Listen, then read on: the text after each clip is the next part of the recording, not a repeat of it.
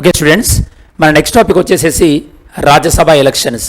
రాజ్యసభ ఎన్నికలు ఇటీవల జరిగినాయి కదా. ఈ రాజ్యసభ ఎన్నికల గురించి మనం డిస్కస్ చేద్దాం.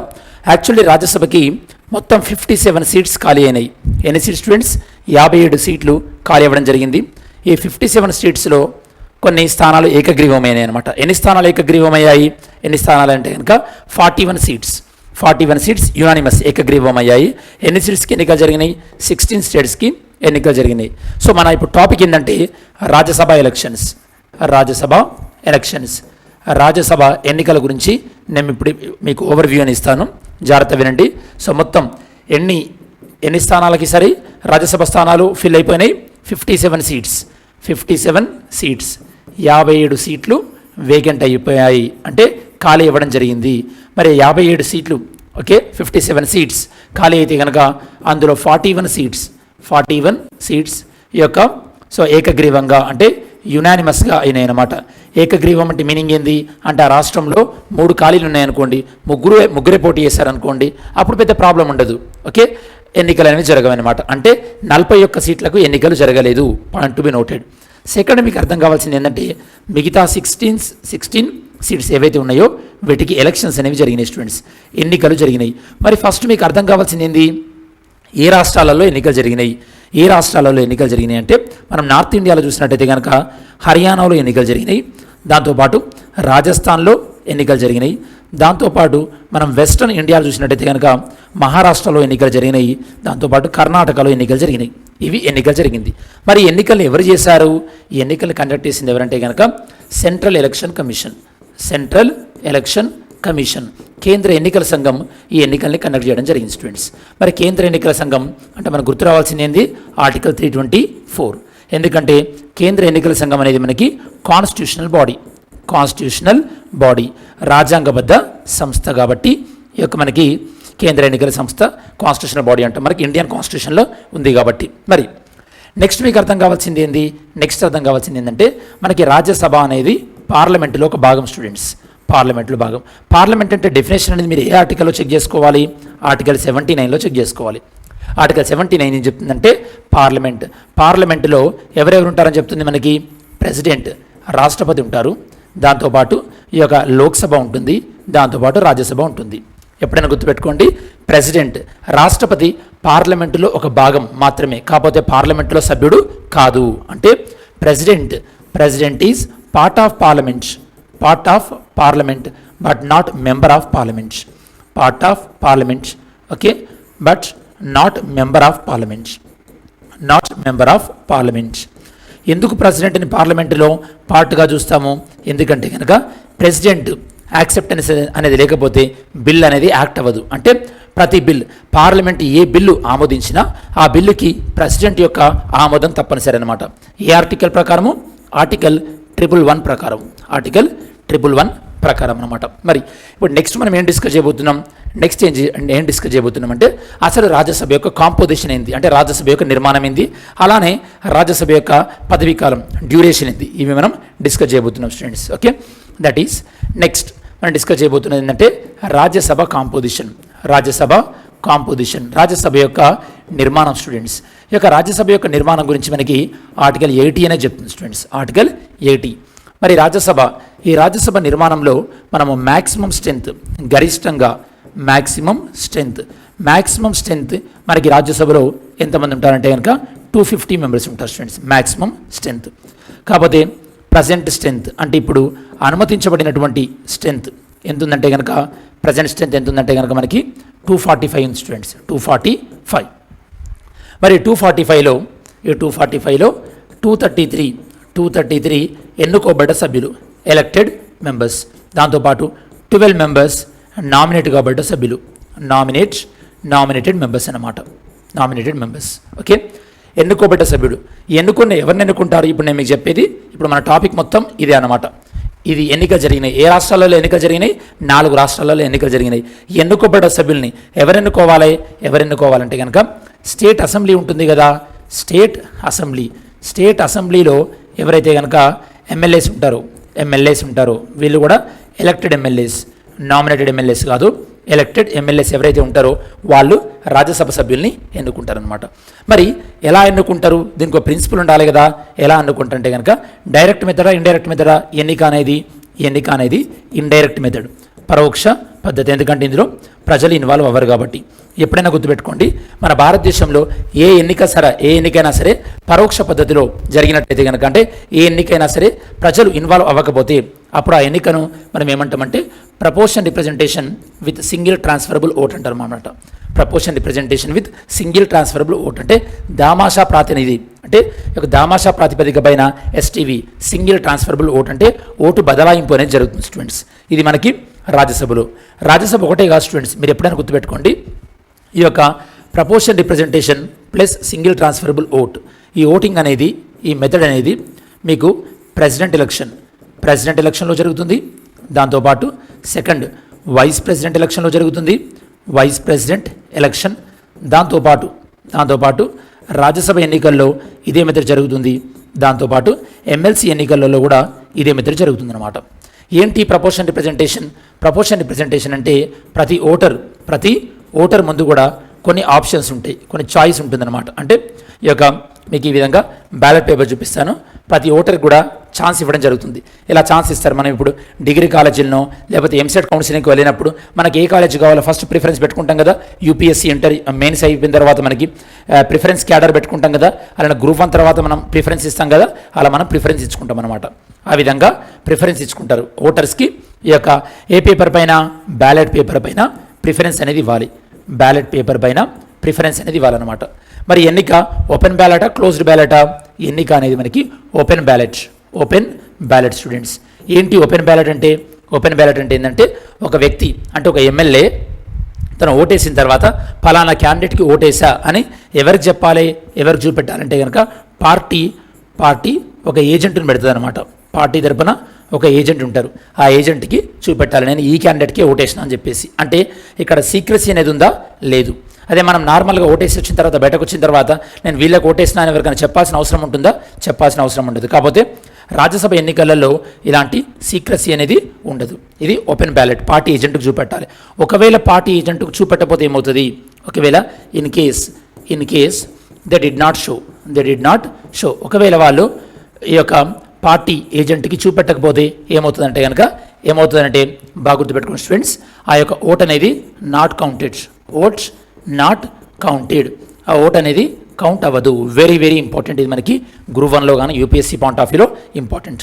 ఒకవేళ ఇతను పార్టీ ఒక వ్యక్తికి వేయమని చెప్తుంది, ఈ క్యాండిడేట్ ఇంకో వ్యక్తికి వేశారనుకోండి, అప్పుడు దాన్ని ఏమంటారంటే కనుక క్రాస్ ఓటింగ్ అంటారు. దాన్ని ఏమంటాం మనం? క్రాస్ ఓటింగ్ చేస్తే పార్టీ డిస్క్వాలిఫై చేయొచ్చు. ఏ ఆర్టికల్ ప్రకారము? ఆర్టికల్ 102 క్లాస్ 2 ప్రకారము డిస్క్వాలిఫై చేయొచ్చు. దీన్ని మనం పార్టీ ఫిరాయింపుల చట్టం అంటారు. ఓకే, డిస్క్వాలిఫికేషన్ అండ్ డిఫెక్షన్ అంటారు. ఇది ఎవరి నిర్ణయం తీసుకోవాలి? పార్టీ అనేది సస్పెండ్ చేస్తుంది స్టూడెంట్స్. ఓకే, పార్టీ సస్పెండ్ చేస్తుంది. ఫస్ట్ పార్టీ సస్పెండ్ చేసిన తర్వాత ఈ యొక్క అతని సభ్యత్వం తీసేయాలా లేదా అనేది ఎవరు డిసైడ్ చేస్తారు? ప్రిసైడింగ్ ఆఫీసర్, అంటే సభాధిపతి డిసైడ్ చేస్తారు. కాకపోతే ఇక్కడ ప్రాబ్లం ఏంటంటే ప్రిసైడింగ్ ఆఫీసర్ సభాధిపతి ఏ పార్టీకి చెందినవాడు ఉంటాడు? జనరల్గా రూలింగ్ పార్టీకి చెందినవాడు ఉంటాడు. కాబట్టి ఇది చాలా డిలే అవుతుంది. కాకపోతే ఇక్కడ మీకు ఒకటే గుర్తుపెట్టుకోండి, ఆస్పిరెంట్గా ఇది ఓపెన్ బ్యాలెట్ మెథడ్. ఏజెంట్కి చూపించకపోతే ఓట్ కౌంట్ అవ్వదు.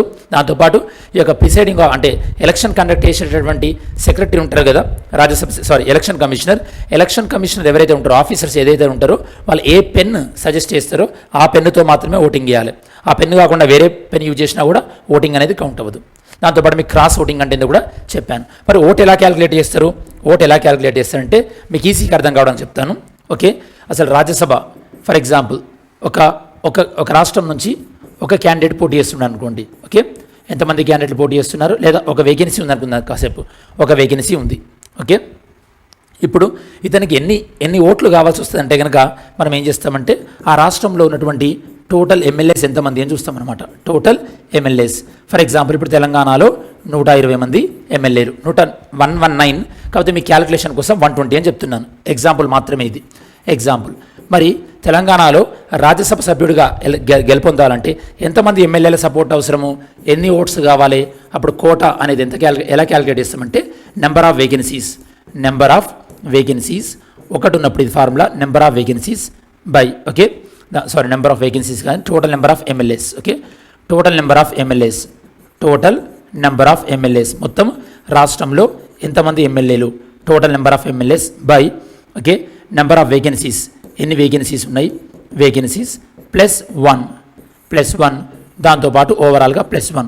ఇక్కడ మనకి టోటల్ నెంబర్ ఆఫ్ ఎమ్మెల్యేస్ ఎంత అంటున్నాం మనము, 120 అంటున్నాం. ఎన్ని వేకెన్సీస్ అంటున్నాం, ఒక వేకెన్సీ, దాంతోపాటు +1 ఓవరాల్గా +1 అంటే మనకి 120/2 +1 అంటే విన్నింగ్ క్యాండిడేట్కి 61 ఓట్ రావాలి. ఎప్పుడైనా గుర్తుపెట్టుకోండి, సో అంటే మెజారిటీ సపోర్ట్ అనమాట, అంటే మోర్ దాన్ 50% రావాలి. 61 ఓట్స్ అంటే 120లో మోర్ దాన్ 50% అన్నట్టే కదా. ఎప్పుడైనా గుర్తుపెట్టుకోండి మీరు ఎగ్జామినేషన్ పాయింట్ ఆఫ్ వ్యూలో proportion representation plus single transferable vote, ఇందులో విన్నింగ్ క్యాండిడేట్ గెలుపొందిన వ్యక్తికి ఖచ్చితంగా 50% కన్నా ఎక్కువ రావాల్సినటువంటి ఓట్లు అవసరం ఉంటుంది, మోర్ దాన్ 50%. అదే మామూలుగా మనం ఎంపీ ఎలక్షన్లో కానీ, లోక్సభ ఎంపీ కానీ, లేదా మన ఎమ్మెల్యే ఎలక్షన్లో మనం ఓటేస్తాం కదా, అప్పుడు క్యాండిడేట్కి 50% రాకున్నా కూడా గెలుపొందుతాడు. అంటే కంటెస్ట్ చేసిన వాళ్ళ దాంట్లో ఎక్కువ ఓట్లు వచ్చినాయా లేదా అని మాత్రమే చూస్తారు. దాన్ని ఏమంటారంటే కనుక మనము, సో ఇక్కడ మీకు రాస్తాను, territorial constituency plus first pass the post, territorial constituency plus first pass the post అంటారు ఆ మెథడ్ని. ఓకే, ఇలాంటివన్నీ నేను ఎప్పుడైనా స్టాండర్డ్ కాన్సెప్ట్ల పైన వీడియో చేసినప్పుడు నేను మీకు ఎక్స్ప్లెయిన్ చేస్తాను. ఇప్పుడు రాజ్యసభ ఎలక్షన్స్ ఈ విధంగా ఉంటుంది స్టూడెంట్స్, అంటే విన్నింగ్ క్యాండిడేట్కి మోర్ దాన్ 50% ఓట్స్ అనేవి రావాలి. ఒకవేళ 2-3 వేకెన్సీస్ ఉంటేలా మోర్ దాన్ 1 వేకెన్సీ అయితే ఏం చేస్తారంటే, మోర్ దాన్ 1 వేకెన్సీ, ఒక వేకెన్సీ కన్నా ఎక్కువ ఉందనుకోండి. ఫర్ ఎగ్జాంపుల్ ఇప్పుడు తెలంగాణలో 3 వేకెన్సీలు ఉన్నాయి. అప్పుడు ఏం చేస్తారంటే మనకి ఫార్ములా ఏంటంటే total number of MLAs into 100 divided by vacancies, ఎన్ని వేకెన్సీస్ ఉన్నాయి, వేకెన్సీస్ +1 ఓవరాల్గా +1. మరి ఇప్పుడు తెలంగాణలో టోటల్ నెంబర్ ఆఫ్ ఎమ్మెల్యేస్ ఎంతమంది, total number of MLAs 120. Example మళ్ళీ 120 కాదు సార్ 119 అని చెప్పకండి, నాకు తెలుసు 119 అని, 120 ఎగ్జాంపుల్. వేకెన్సీస్ 3 ఉన్నాయి అనుకోండి, +1 సో ఓవరాల్గా 1 అంటే ఈ యొక్క 12,000/4 +1 అంటే ఒక వ్యక్తికి 3,000 ఓట్లు +1 అంటే 3,001 రావాలన్నమాట. 3,000 ఓట్లు అంటే కనుక ఎంతమంది ఎమ్మెల్యేల సపోర్ట్ అవసరం ఉంటుంది, సింపుల్గా చెప్పాలంటే 30 మంది ఎమ్మెల్యేల సపోర్ట్, ఎందుకంటే ప్రతి ఎమ్మెల్యే ఓటు వాల్యూని మనం 100తో మల్టిప్లై చేస్తున్నాం కాబట్టి. ఈ విధంగా అన్నమాట. ఇది ఒక వ్యక్తి కన్నా ఎక్కువ పోటీ చేస్తే, ఒక వ్యక్తి కన్నా ఎక్కువ పోటీ చేసినప్పుడు ప్రతి ఎమ్మెల్యేకు 100 మనము వాల్యూ ఇవ్వడం జరుగుతుంది. ఈ విధంగా మోర్ దాన్ 1 వేకెన్సీ ఉంటే ఈ విధంగా కౌంట్ చేస్తాం. ఓకే, ఇది స్టూడెంట్స్ ఓవరాల్గా మనకి రాజ్యసభకి ఓటింగ్ కౌంటింగ్ ఎలా ఉంటుందనేది. మరి ఇంత ఎందుకు తెలుసుకోవాలంటే కనుక రాజ్యసభ అనేది లోక్సభతో పాటు సమానమైనటువంటి అధికారాలు కొన్ని విషయాలు కలిగి ఉంటుంది. Okay, Rajya Sabha is equal to Lok Sabha. ఏ విషయాల్లో స్టూడెంట్స్, ఏ విషయాలు అంటే కనుక మనకి ఎస్పెషల్లీ ఆర్డినరీ బిల్ విషయంలో, సాధారణ బిల్ విషయంలో, లేదా కాన్స్టిట్యూషన్ అమెండ్మెంట్ బిల్ ఈ యొక్క రాజ్యాంగ సవరణ బిల్ విషయంలో, కాన్స్టిట్యూషన్ అమెండ్మెంట్ బిల్, ఈ వీటిలో లోక్సభకి రాజ్యసభకి సమానమైనటువంటి అధికారం ఉంటుంది కాబట్టి రాజ్యసభలో మెజారిటీ అనేది ఎంతైనా అవసరం. ఓకే, 1988 తర్వాత ఇటీవల కాలంలో రాజ్యసభలో 100 సీట్స్ మార్క్ని క్రాస్ చేసినటువంటి ఒకే ఒక పార్టీ ఏంటంటే బీజేపీ. మొన్న మధ్యలో 102 వరకు వెళ్ళింది. దాని తర్వాత మళ్ళీ కొంతమంది ఖాళీ అయిపోయినాయి కాబట్టి ఇప్పుడు బీజేపీకి 95-96 సీట్స్ ఉంటాయి. కోర్స్ మళ్ళీ బీజేపీకి కొన్ని యాడ్ అయ్యే అవకాశం ఉంటుంది. ఏ విధంగా యాడ్ అవుతుందంటే కనుక నేను రాజ్యసభలో మీకు ఎంతమంది ఉంటుందని చెప్పాను, 233 ఎలక్టెడ్ అని చెప్పాను, 12 నామినేటెడ్ అని చెప్పాను కదా.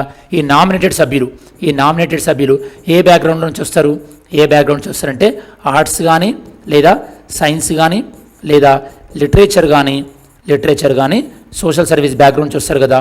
ఇప్పుడు సచిన్ టెండూల్కర్ ఏ బ్యాక్గ్రౌండ్ నుంచి వచ్చిండు, మీరు ఆన్సర్ చేయండి. ఆన్సర్ చేయండి. వీళ్ళు ఏం చేస్తారు, వీళ్ళు సభకి ఎన్నికైన తర్వాత అంటే నామినేటెడ్ సభ్యులు, ఇది మనకి యూపీఎస్సీ 2022లో అడిగినటువంటి క్వశ్చన్, ప్రిలిమ్స్లో అడిగిన క్వశ్చన్. ఓకే, నామినేటెడ్ మెంబర్ రాజ్యసభలో they can join into any political party, ఏ పొలిటికల్ పార్టీలోనైనా సరే వాళ్ళు జాయిన్ అవ్వచ్చు. ఎన్ని నెలలలోపు, within 6 months. Very very important.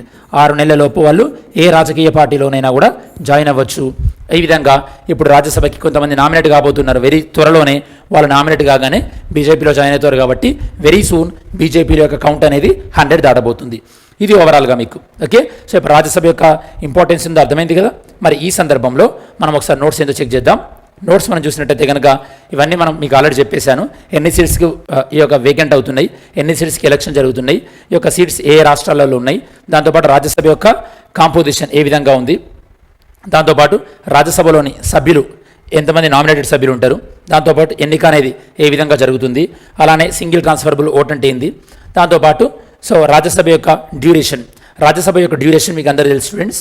So Rajya Sabha duration అనేది మనకి రాజ్యసభ